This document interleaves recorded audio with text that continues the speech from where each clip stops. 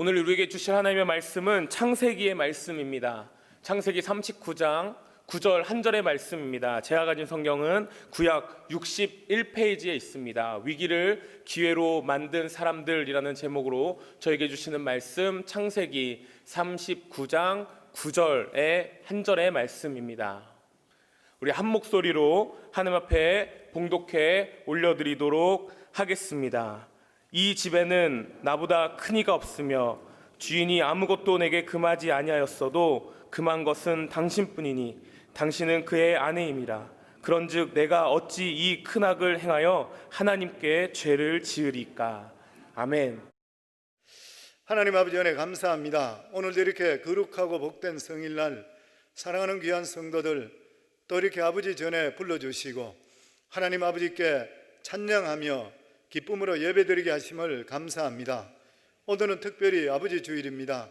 하나님 아버지께서 아버지들을 이 세상에 먼저 만드시고 보내주시고 하나님 은혜 속에 살게 하여 주시고 가족들을 부양할 수 있도록 하시고 자녀들 위해 기도할 수 있도록 하여 주시고 여기까지 이끌어 주신 하나님, 우리 모든 아버지들의 수고와 노고를 주님께서 기억해 주시고 하나님께서 위로하시고 충만케 해주시어서 가정을 잘 이끌어 나갈 수 있도록 하시고 허락하신 자녀들에게 믿음으로나 모든 삶에 보내드릴 수 있는 귀한 그러한 아버지들이 다 될 수 있도록 하시고 존경받는 아버지들이 될 수 있도록 주님 축복하여 주시옵소서. 오늘 또 이 시간에 주의 말씀을 듣습니다. 성령께서 우리 각자에게 말씀해 주시고 또 특별히 하나님께 나올 때에 믿음으로 귀한 예물 드린 성도들 일일이 기억하여 주시어서 항상 살아가는 삶에 세상은 아무리 혼돈하고 어렵다 하더라도 하나님이 주시는 풍성한 복이 넘칠 수 있는 부족함이 없는 귀한 삶을 사는 우리 성도들이 다 될 수 있도록 축복해 주시옵소서. 예수님 이름으로 기도하옵나이다. 아멘.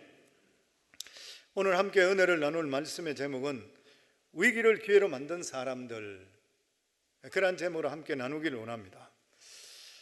우리 인간의 삶은 하루를 실제적으로 모르는 삶을 사는 것이죠.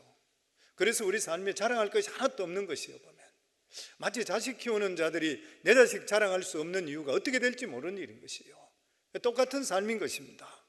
한순간에 우리 삶이 어떻게 처해질지를 모르는 것이요.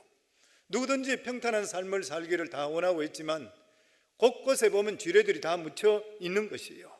그래서 잠언 27장 1절에 보면 너는 내 일을 자랑하지 말라. 하루 동안에 무슨 일이 일어날는지 내가 알 수 없음이라 그랬습니다. 성경에 특별히 욥을 보면 하루아침에 자식 10명이 다 죽고 재산 다 날아가고 온몸에 악창이 생겼습니다. 성경에 보면 그는 동방의 의인이요 하나님을 정말 경외했던 자요 순전해서 악에서 떠난 자라. 그런데 이 사람에게 하루아침에 이런 일이 일어날 줄 어떻게 알았는가요? 한순간에 절망이 왔던 것이요. 그러니까 욥은 자기 자신이 차라리 태어나지 않았으면 좋을 것이라 그렇게 자기가 태어난 것에 대해서 저주합니다. 욥기 3장 11절에 보면 어찌하여 내가 태에서 죽어 나오지 아니하였던가? 어찌하면 내 어머니가 해산할 때에 내가 숨주지 아니하였던가? 내가 왜 살아있는 것인가? 한순간에 그렇게 존경받던 사람. 그래서 우리들도 살아가는 모든 삶에 어느 순간에 어떤 위기를 우리가 당할지를 모른다고 하는 것이요. 그런데 성경을 보면은 이러한 어려움을 당하는 가운데서 오히려 그 어려움을 잘 대처해서 오히려 더욱더 하나님의 주시는 은혜와 축복을 누리고 있는 사람이 있는 반면에 신앙이 떨어져서 위기에 파멸을 해버리는 그러한 사람이 있는 것이요. 그런데 우리 믿는 사람들은 항상 명심해야 될 것이 뭐냐면 인간의 힘의 끝이 하나님의 능력의 역사의 시작이라는 것을 명심할 수가 있어야 되는 것이요. 그래서 오늘 성경에 나오는 몇 사람들 중에서 위기가 어떻게 기회로 바뀌는가, 그런 몇 사람을 한번 생각해 보기로 했습니다. 위기에서 기회로 바뀐 사람 첫 번째로 이야기한다면 성경에서는 요셉이라 생각합니다. 요셉까지 흠이 없는 사람이 없는데 그런데도 불구하고 그는 형들에게 미움과 시기를 받아서 17살에 애굽으로 종으로 팔려가고 그리고 그곳에서 주인집 부인의 유혹을 받아들이지 않는 바람에 감옥에 들어가게 되고 여러 가지 어려움들을 많이 당했던 것이요. 그럼에도 불구하고 그는 항상 하나님과 함께 한다는 그런 마음을 가지고 어떤 일들 속에서도 늘 긍정적이고 적극적인 마음을 가졌습니다. 성도는 우리 삶에도 어려운 일을 당할 때에 내 삶이 긍정적이고 적극적인 그런 모습을 보면 사람들이 도우려고 오는 거예요. 누구든지 편안하게 그 사람을 다가가게 되어 있습니다. 그런데 어려움 당할 때 계속 원망하고 불평하고 짜증내게 되면 사람들이 도망가 버려요. 그런데 이 요셉은 하나님을 항상 생각하고 있었기 때문에 어떤 경우 속에서도 항상 밝았습니다. 그러니까 감옥에 들어가 있는데도 불구하고 워낙 밝고 자기가 모든 일에 최선을 다하니까 사무 보는 일을 맡았어요. 감옥 속에서도. 그런데 이러한 모든 이 요셉의 신앙의 근본이 어디에 있었는가? 하나님을 두려워하는 신앙이었습니다. 그래서 오늘 읽은 말씀대로 이 집에는 나보다 더 큰 이가 없으며 주인이 아무것도 내게 금하지 아니하였어도 금한 것은 당신뿐이니 당신은 그의 아내임이라. 그런즉 내가 어찌 이 큰 악을 행하여 하나님께 죄를 지으리까? 요셉은 항상 마음속에 하나님 앞에 서 있다는, 항상 두렵고 떨리는 마음을 가지고 있었던 것이요.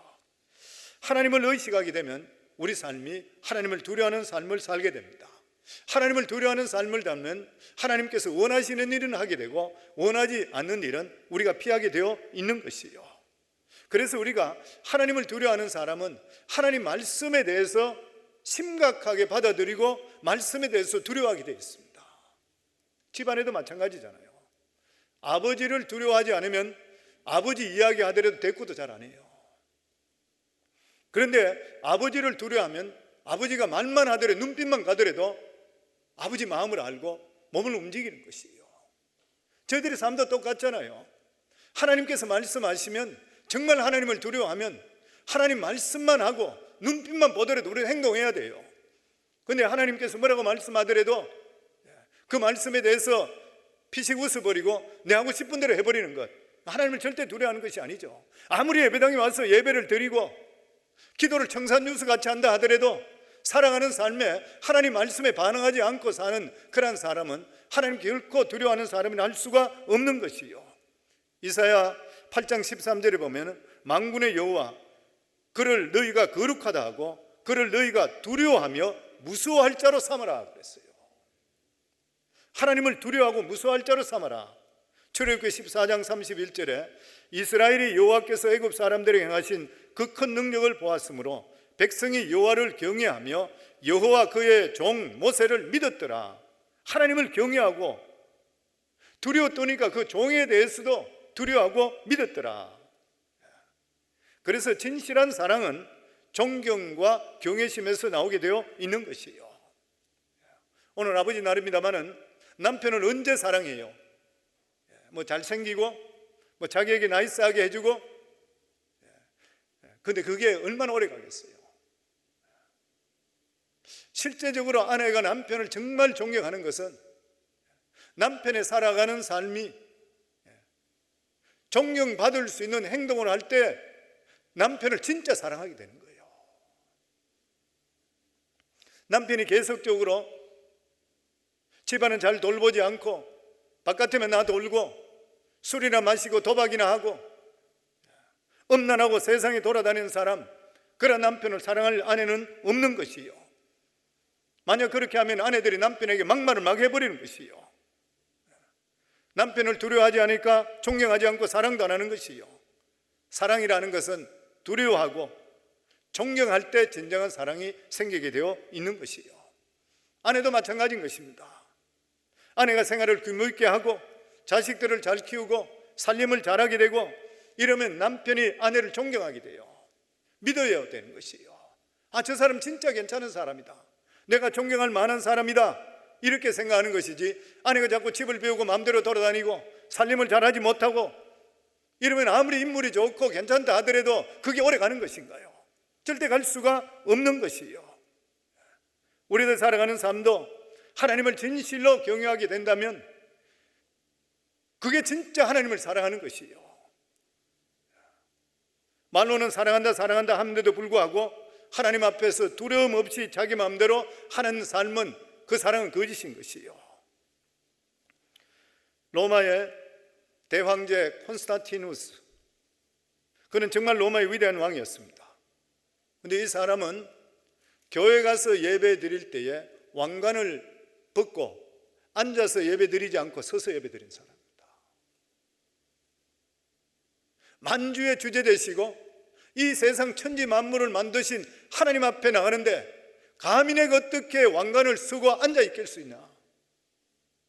그는 항상 예배 드릴 때마다 왕관을 벗고 서서 예배 드리는 사람이에요.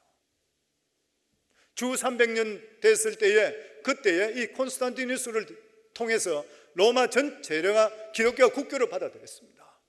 로마가 기독교를 국교로 받아들임을 통해서 유럽 전체가 하나님이 주시는 부흥이 일어나게 되었던 것이요. 그래서 하나님을 경외하는 자, 이런 사람이 리더로 있는 나라는 복을 받는 것이에요, 보면. 그리고 무엇보다도 하나님을 두려워할 때에 우리들은 헌신하게 되어 있습니다. 하나님을 두려워하지 않게 되면 하나님께 헌신하는 것이 손해보는 것 같아요. 피할 수 있으면 피하려고 그래요. 10의 1조도 눈속이만 해버리는 것이에요. 그러나 하나님을 두려워하는 자는 못 드려서 그래요. 더 많이 드리고 싶어 하는 것이에요. 그래서 교회에 헌신하는 자들은 어떤 자를 정말 세워야 되냐 하면 하나님을 두려워하는 자를 선별하라 그랬습니다. 출애굽기 18장 21절에 보면 너는 또 온 백성 가운데서 능력 있는 사람들 곧 하나님을 두려워하며 진실하며 불의한 이익을 미워하는 자를 살펴 백성 위에 세워 천부장, 백부장, 50부장, 10부장을 삼으라. 교회를 지도하는 사람은 누구를 세우느냐? 하나님을 두려워하는 사람, 이런 사람을 교회의 지도자를 세워라. 그래야지 공평무사하게 백성들을 이끌 수가 있는 것이라. 고넬료 가족이 어떻게 축복을 받았은 것이요? 하나님을 두려워하고 섬기고 항상 기도하고 구제에 힘썼기 때문에 하나님께서 베드로를 통해서 그의 성령의 역사가 임하게 만들어 주셨던 것입니다. 사랑하는 성도님들, 하나님을 두려워하기를 주의 이름으로 축원합니다. 그러면 하나님께서 어느 위치에 있다 하더라도 그 사람을 찾아내셔요. 그리고 두 번째가 성경을 보면서 위기를 기회로 바꾼 사람이 누군 것인가? 유다라고 생각됐습니다. 물론 수많은 사람이 많이 있겠지만 야곱의 넷째 아들 유다, 우리가 환난을 통과할 때에 회개하고 통역하고 자복할 때가 바로 환난을 통과할 때예요. 성도님 살아가는 삶 속에 어떤 환난이 왔을 때는 자기 자신을 돌아보며 회개할 때입니다. 하나님 앞에 통해 자복할 때인 것이요. 성경이 이것을 확실하게 가르치고 있습니다. 요엘서 2장 13절에 보면 너희는 옷을 찢지 말고 마음을 찢고 너희 하나님 여호와께로 돌아올지어다. 회개란 무엇이라고요? 마음을 찢는 것이라, 옷을 찢는 것이 아니고. 이스라엘 백성들은 회개할 때 옷을 찢었습니다. 그런데 옷을 찢는 것만 되는 것이 아니라 마음을 찢으라. 하나님을 반역하고 산 자신을 원통하고 그 죄악길에서 다시 돌아오는 것, 회개인 것이요. 회개는 입으로만 고백하는 것이 아니라 행위로서 변화가 나타날 수가 있어야 됩니다. 어느 목사님이 간증하는 것을 들었습니다. 이 목사님이 신학교 다닐 채플 시간에 그날은 게스트 스피커 딴 분이 왔는데 상당히 새로운 분이 온다고 해서 기대를 하고 왔는데 보니까 시골에서 올라온 옷도 너무 남루하고 신발도 다 엉망되어 있는 이런 사람이 아주 깨처처한 시골 사람 같은 사람이 올라왔어요. 그래서 자기들은 신학교에서 그래도 엘리트라 생각하는데 아니 저분 몰골이 너무 저렇구나 이렇게 생각하고 좀 룩다운하고 있었대요. 그런데 이분이 나와서 자기 자신을 소개하는데 깜짝 놀란 것이 뭐냐면은 일본 명치대 문학과 석사학위를 가지고 있는 사람, 굉장히 학식 있는 그런 사람입니다. 그때 이 사람을 보는 눈이 바뀌었다 그래요. 그런데 이분이 간증하기를 그런 이야기했습니다. 여러분, 인생길은 장미 꽃밭만 있는 그런 길도 아니고 정만만 있는 그런 길도 아닌 것입니다. 저는 6.25 때 부산시장에서 장사를 했는데 엄청스럽게 잘 되었습니다. 하나님께 축복을 부어주셔서 사업이 확장돼서 제품 공장도 세우고 많은 그게 관계되는 공장들도 세웠습니다. 그런데 저는 고아였습니다. 고아였었는데 선교사님 집에서 저를 키워줬습니다. 그래서 제가 자랄 때는 믿음 안에서 은혜가 충만했습니다. 열렬한 크리스찬이었습니다. 선교사님 덕분에 하나님을 알게 되고 예수 믿고 믿음 살게 되고 선교사님 덕분에 일본까지 가서 대학을 졸업하게 되었습니다. 그리고 돌아와서 사업을 해서 돈을 잘 벌게 됐는데 돈을 이렇게 잘 벌게 되니까 자기 자신이 살아나기 시작했습니다. 하나님 없이도 살 수 있을 것 같은 마음이 생기기 시작했습니다. 주일날만 되면 그 당시에 전쟁통이기 때문에 유명한 영화배우들 이런 사람이 부산에 다 내려와 있습니다. 이쁜 영화배우들이 자기들을 초대하는 거예요. 그리고 정치인이 이 사람을 초대해요. 왜냐하면 돈이 많기 때문에 초대하는 것이요. 처음에는 주일날 빠지면 안 되는데 이렇게 생각했어요. 근데 그 사람들이 부르는 유혹 때문에 이번 한 주일만 빠지자 이렇게 해서 모임에 가기 시작했어요. 그러다 결국 자기 자신이 교회 담을 쌓고 살게 되는 것이요. 예수를 믿는 것이 그 다음에는 감이 없어져서 어리석어 보이는 거예요. 성경 읽고 기도하는 사람 무능하게 보이기를 시작하는 것이요. 그러면서 방종하며 살았습니다. 그가 고백하기를 술 마시고 못 갈 때 다 가봤다는 것이요. 그리고 나서 그 마음속에 가끔씩은 이러다가 내가 하나님께 매맞는 것은 아닌가 그렇게 외쳤지만 하나님께 살아 계시다면 매를 때릴 것이라면 내가 이곳에 오지 못하도록 막아주셔야 될 거 아닌가. 그리고 자기 마음대로 했는 것이요. 그런데 어느 한순간에 폭풍이 불듯이 사업이 삽시간에 날아갔습니다. 부도나 버렸던 것이고, 그리고 자기 집에 세무서서 와서 가재도구 다 빨간 딱지 다 붙여버렸어요. 다 차압당해 버렸습니다. 한순간에 알거지가 되었어요. 그러면서 그는 자기는 말할 수 없는 정신적인 타격을 받고 몸둘 바를 몰랐다는 것이요. 하나님께 돌아가자니 염치가 없어요. 회개한다고 하는 것은 예수 안 믿는 사람이 회개하는 것이지 자기 같이 하나님을 배반했던 사람이에요. 나 같은 자가 살아서 뭐 하겠나. 그래서 쥐약을 들고 산 위로 올라갑니다. 그리고 산 위에 올라가서 쥐약을 먹었는데 먹자마자 그냥 쓰러져 버렸어요. 그리고 얼마나 지난지 모르는데 소리가 들리기 시작하는 거예요. 웃어가 웃어가. 그래서 눈을 이래 떠보니까 구름이 떠가고 풀들이 보이는 것이에요. 그 자기가 생각할 때에 지옥도 지상하고 별 차이가 없구나. 자기가 그렇게 생각했는 거예요. 그런데 다시 웃어가 부르더래요. 소리가 확실하게 들려. 자기 이름 깜짝 놀라서 보니까 예수님이 자기 앞에 서 있는 거예요.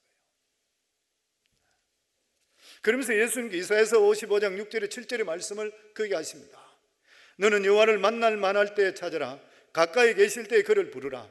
악인은 그의 길을 불의한 자는 그의 생각을 버리고 여호와께로 돌아오라. 그리하면 그가 긍휼히 여기시리라. 우리 하나님께로 돌아오라. 그가 너그럽게 용서하시리라. 이 말씀을 예수님께 하시는 거예요.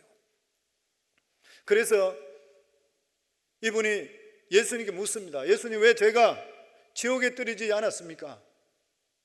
이렇게 예수님께 물어보니까 예수께서 내가 만일 너를 위해서 기도하지 않았으면 너는 지옥에 떨어졌을 것이라. 그러나 이전에 너는 나를 믿고 의지했던 사람이기 때문에 내가 너를 기억하고 있어서 너를 지옥에 떨어지지 않도록 내가 기도했다.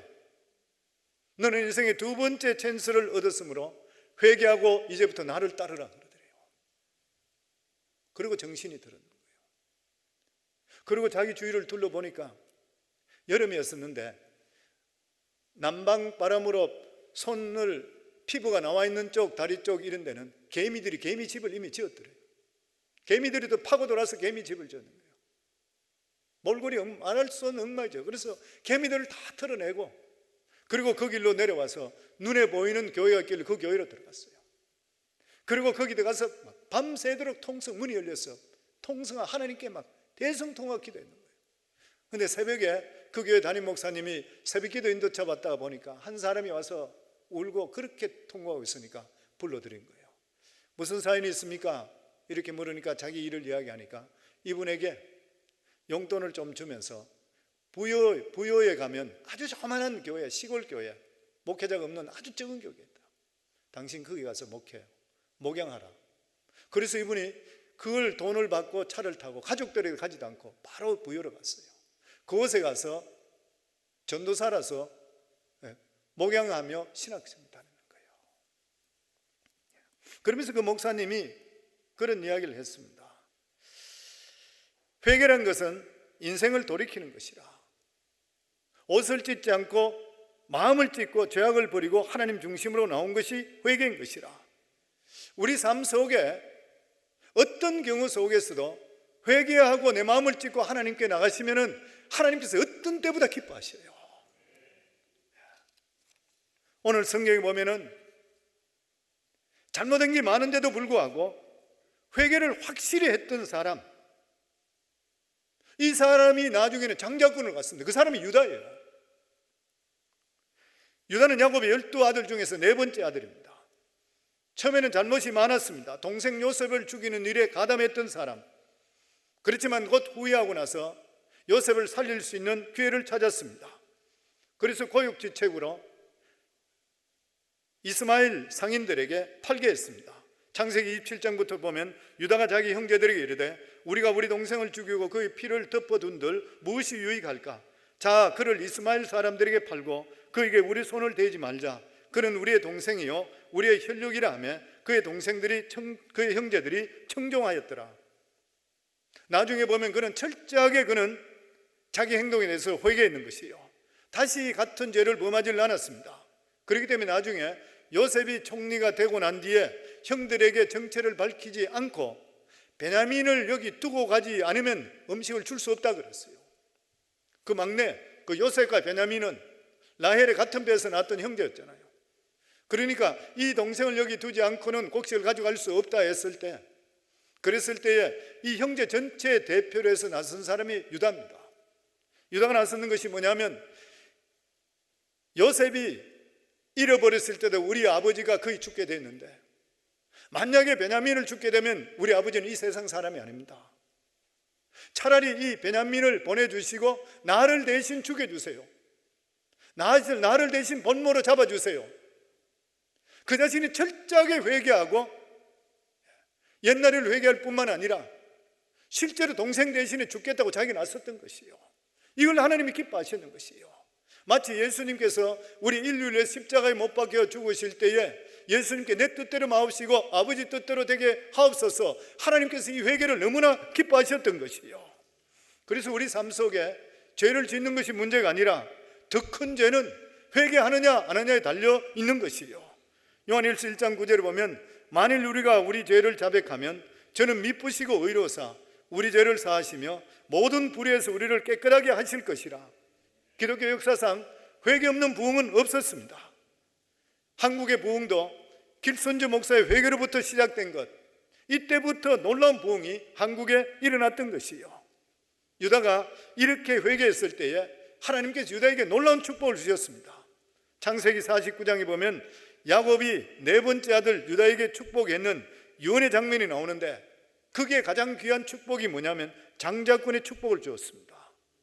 야곱에는 12아들이 있었습니다. 그 중에 장자 루벤은 계모 빌하와 관계를 맺음을 통해서 아버지의 침상을 더럽혔다고 장자권을 잃어버렸습니다. 그리고 둘째, 셋째 시므온과 레위는 여동생 디나가 강간당언을 통해서 세겜 족속들에게 거짓말해서 할례를 받게 하고 나서 남자들부터 어린아이 여자까지 싹쓸이 다 죽여버렸습니다.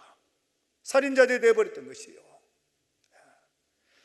12자손 중에서 아버지 야곱을 통해 축복을 받지 못한 족속은 르벤 족속과 그리고 저주를 받은 족속이 시므온과 레위족입니다. 나중에 시므온은 유다 족속으로 흡입돼 없어져 버렸고, 레위 족속은 그래도 하나님께 회개함을 통해 제사장으로 다시 부름받게 됩니다. 그런데 다른 민족들의 복은 야곱이 그냥 복을 주었는데 오직 유다와 요셉 지파만이 하나님께 넘치는 축복을 주었어요. 요셉이 축복을 받는 것은 이해가 됩니다. 왜냐하면 요셉은 총리가 되어서 자기 민족 전체를 살렸던 것이에요. 그런데 이 유다 지파는 요셉을 애굽에 파는데 함께했던 형이 어떻게 해서 하나님의 축복이 무엇보다도 큰 이스라엘의 장자의 축복을 준 것인가? 회개인 것입니다. 회개인 것이요. 하나님 가장 기뻐하는 것은 회개의 축복인 것이요. 창세기 49장 8절에 보면 하나님께 주시는 복이 뭐냐면 유다야 너는 내 형제의 찬송이 될지라 내 손이 내 원수의 목을 잡을 것이요 내 아버지의 아들들이 내 앞에 절하리라. 형제들 중에 어떤 데는 축복을 받았습니다. 나중에 민수기의 명수를 숫자를 계산할 때에 므낫세 지파보다도 2배나 많게 됐어요. 엄청스러운 숫자의 번창입니다. 두 번째로 경제적으로 강성했습니다. 나중에 보면 이 11절에 보면 창세기 49장 그는 나귀를 포도나무에 매며 그의 암나귀 새끼를 아름다운 포도나무에 맬 것이며 또 그 옷을 포도주에 빨며 그의 복장을 포도즙에 빨리라. 포도즙이 얼마나 귀해요. 근데 얼마나 풍성이 넘쳤으면, 경제적으로 복을 받았으면, 그리고 또한 왕들이 그에게 수도 없이 나왔습니다. 49장 10절에 보면 규가 유다를 떠나지 아니하며 통치자 지팡이가 그 발사이에 떠나지 아니하리니 이스라엘의 39명의 왕들 가운데서 대부분이 유다 지파인 것이요. 네 번째가 민족의 대표가 되는 그러한 지파가 되었습니다. 나라를 말할 때 이스라엘을 하지만 민족을 말할 때는 12지파 중에 유다 지파라 그래요. 그래서 이스라엘 보고 유대인이라 그래요. 민족의 대표가 되어버렸습니다. 더더욱이나 예수 그리스도가 유다 지파를 통해 오셨어요. 신약성서 마태복음 1장 1절에 보면 아브라함과 다윗의 자손 예수 그리스도의 세계라. 아브라함이 이삭을 낳고 이삭은 야곱을 낳고 야곱은 유다와 그 형제로 넘어가 버립니다. 루벤으로 넘어가고 아니면 요셉으로 넘어가는 것이 아니라 바로 야곱은 유다와 그 형제를 낳고 족보를 이야기할 때 다른 것은 나타나지 않고 아브라함, 이삭, 야곱, 유다로 이어지는 것이요. 다른 말로 표현하면 아브라함의 하나님, 이삭의 하나님, 야곱의 하나님 다음에 유다의 하나님 넘어가요. 얼마나 귀한 축복인지 몰라요. 유다는 네 번째 아들로 태어났고 허물도 많았고 아내가 일찍 죽음을 통해서 자기 며느리 다말이 창녀인 줄 모르고 들어갔다가 아들까지 태어나게 했어요. 동생 요셉을 팔 때에 그것에 동참해서 범죄에 같이 했던 것이에요. 근데 확실히 회개함을 통해서 전 인류의 구원자진 예수 그리스도가 태어나는 그러한 가문을 일으켰던 거예요. 성경을 보면 놀라는 것이 뭐냐면은 회개할 때 이렇게 축복을 주시구나. 하나님께 가장 기뻐하는 게 뭐냐? 우리 자신이 잘했는 거 이런 것보다도 마치 99마리 양을 가지고 있는 것보다 한 마리 잃어버린 양을 찾을 때 그 기쁨이 99마리보다 더 기쁘다는 하나님 말씀과 마찬가지로 우리 자신의 살아가는 삶에 회개하고 돌아올 때 가장 기뻐하는 것이에요. 보면 사랑하는 성도님들, 우리 삶 속에서 어려운 일이나 힘든 일이나 위기가 닥쳐왔을 때 자기 자신을 바라보고 자기 자신이 철저하게 하나님께 회개하고 통회함을 통해서 유다가 받았던 복을 받을 수 있기를 주 이름으로 축원합니다. 그리고 성경에 보면 위기 때 기회로 바뀐 사람이 이방 여인 하나가 나오잖아요. 예수님의 족보에도 나와 있는 사람 라합이잖아요. 이 라합은 멸망하기로 되어 있는 여리고 성에 유일하게 생존했던 그런 여인이잖아요. 그런데 이 사람이 어떻게 믿음을 가지게 됐어요? 믿음 하나도 없던 사람이 믿음은 들음에서 난다고 듣다가 보니까 믿음이 가졌어요. 그렇기 때문에 성도님들, 말세가 되면 될수록 자꾸만 믿지 못하게 흩어버려요. 어제 제가 토요 새벽 기도할 때에 그런 설교를 했습니다마는 어느 보고에 보니까 그런 거 있었어요. 코로나 바이러스로 인해서 사람들의 모임을 파는 것을 통해서 기독교가 20년 후퇴했다고 그래요. 왜냐하면 사람들이 영상으로 예배드리기 좋아하고 이래도 되네 이렇게 자꾸만 생각하고 나중에 가서 모든 것이 복귀 되더라도 사람들이 정신이 해해져 버린다는 거예요. 그런데 히브리 10장 25절에 보면 모이기를 피하는 어떤 사람들의 습관과 같이 하지 말고 오직 근하여 그날이 가까울수록 더 그리하자. 라합은 어떤 사람인 것이요? 여리고성에 수많은 사람이 있는데도 불구하고 수많은 사람들이 지나가면서 했던 하나님의 역사를 귀에 듣기를 시작했습니다. 여호수아 2장 9절에 11절로 말하되 여호와께서 이 땅을 너희에게 주신 줄을 내가 아노라. 우리가 너희를 심히 두려워하고 이 땅 주민들이 다 너희 앞에 간담이 농나니 이는 너희가 애굽에서 나올 때 여호와께서 너희 앞에서 홍해물을 마르게 하신 일과 너희가 요단 저쪽에 있는 아모리 사람의 두 왕 시온과 옥에 행한 일 곧 그들을 전멸시킨 일을 우리가 들었습니다. 우리가 듣자 곧 마음이 녹았고 너희로 말미암아 사람이 정신을 잃었나니 너희의 하나님 여호와는 위로는 하늘에도 아래는 땅에서도 하나님이십니다. 로마 10장 17절에 보면 그러므로 믿음은 들음에서 나고 들음은 그리스도의 말씀으로 말미암는 것이라. 성도님, 그렇기 때문에 우리 삶에 끊임없이 들으시려고 그래요. 저도 이번 코로나 바이러스 이로 인해서 하루에 1시간 정도 이상씩 이렇게 자꾸 걷습니다. 그럴 때마다 그동안 듣지 못했던 목사님들 보내왔던 설교들 들어요. 내가 존경하는 목사님 설교를 계속 들어요. 근데 실제로 그 설교를 자꾸 들으니까 내가 믿음이 더해져. 저는 목회자인데 불구하고 계속 설교만 준비했지 듣는 게 자주 들을 수가 없었던 거예요. 근데 지금은 그러면 계속 들으니까 하루에 적어도 설교 한 2편 이상 들어요. 그냥. 그러니까 얼마나 내가 믿음이 생긴지 몰라. 그렇기 때문에 성도님, 우리가 믿음의 장소, 하나님 말씀 들을 장소에 우리가 최소한도로 할 수 있는 만큼 우리가 참석하고 들을 수 있도록 우리 성도 노력할 수 있기를 바랍니다. 믿음은 들음에서 나는 것이에요. 그리고 믿음을 가지고 있으면 하나님께서 어떤 장소든지 찾아가서 그 사람을 건져내세요. 여리고성에 모든 사람이 다 죽어야 돼요. 왜냐하면 거기는 죄악으로 물들었고 몰렉신을 섬기기 때문에 자식까지도 불태워서 죽였던 이러한 아주 악한 우상 숭배 장소요. 다 멸하기로 되어 있어요. 그런데 하나님 그 중에서 이 라합이 믿음 있는 것을 보시고 정탐꾼을 거기에 보내는 거예요. 그래서 그 딸을 살려주는 것입니다. 그리고 마지막으로 위기에서 기회로 바뀌는 것은 금식기도 하시면 됩니다. 금식기도. 환난 당할 때 배불리 먹고 주여 주여 하는 사람 아무 효과 없어요. 환난 당할 때 금식하고 그리고 하나님께 철야해야 돼요. 금식 왜 하는 것이요? 사람에게 가장 필요한 것이 의식주입니다. 그리고 먹지 못하면 죽어요. 그러니까 부모 앞에서 마치 음식 안 먹겠다고 뒤로 넘어지는 애와 똑같이 먹지 않고 주님 이 기도 안 들어주시면 난 죽습니다. 이거 똑같은 것이에요. 그러니까 죽음을 각오하고 목숨을 내놓고 하나님을 찾는다는 것이 상징적으로 하는 것이 금식기도인 것이에요. 그리고 이러한 금식기도 할 때에 오락을 금하라 그랬습니다. TV를 보고 웃고 사람들에게 욕하고 미워하고 이러면서 금식하는 거 다 헛일인 것이에요. 오직 기도에 전념해야 되는 것이에요. 다투지도 말고 싸우지도 말아야 되는 것이에요. 이렇게 했을 때에 이사야서 58장 6절에 보면 내가 기뻐하는 금식은 흉악의 결박을 풀어주며 멍에의 줄을 끌어주며 압제당하는 자를 자유하게 하며 모든 멍에를 끊는 것이 아니겠느냐. 또 줄인 자에게 내 양식을 나눠주며 유리하는 빈민을 집에 들이며 헐벗은 자를 보면 입히며 내 권력을 피하여 스스로 숨지 아니하는 것이 아니겠느냐. 흉악한 자의 멍에를 풀어준다.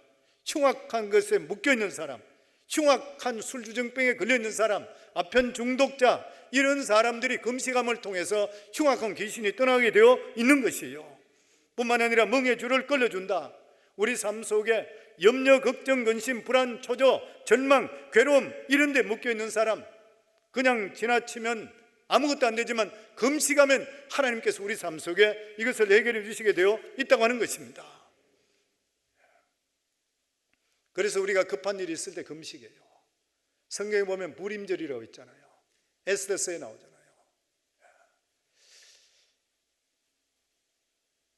모르드게가 유대인으로서 그 당시에 바사 왕국의 아하수에로 왕, 이 아하수에로 왕이 있을 때가 바사가 가장 강했었다 그래요. 애굽부터 인도까지 제국을 일구고 있었습니다. 그리고 수산궁을 새로 세우고 나서 잔치를 크게 벌였는 거예요. 6개월 동안 얼마나 돈이 많아서 6개월 동안 벌렸어요. 사람들 불려서 먹이는 거예요. 잔치를 했습니다. 그리고 나서 자기의 부인이 워낙 미인이라 와스다 자기 부인을 오라 그랬는데 이 왕비가 거절했던 거예요. 그래서 이 왕비가 왕의 왕권을 받아주지 않았다 해서 신하들의 조언을 듣고 나서 폐위시켜 버리잖아요. 그리고 나서 받아들였던 사람이 에스더 왕비잖아요. 유대인으로서 이 모르드게의 사촌 여동생이죠. 그런데 이때 왕이 가장 총애했던 사람이 국무총리로 하만입니다. 그런데 이 하만이 갈 때는 왕이 행차하는 것과 똑같이 사람들이 다 엎드리고 다 절을 했어요.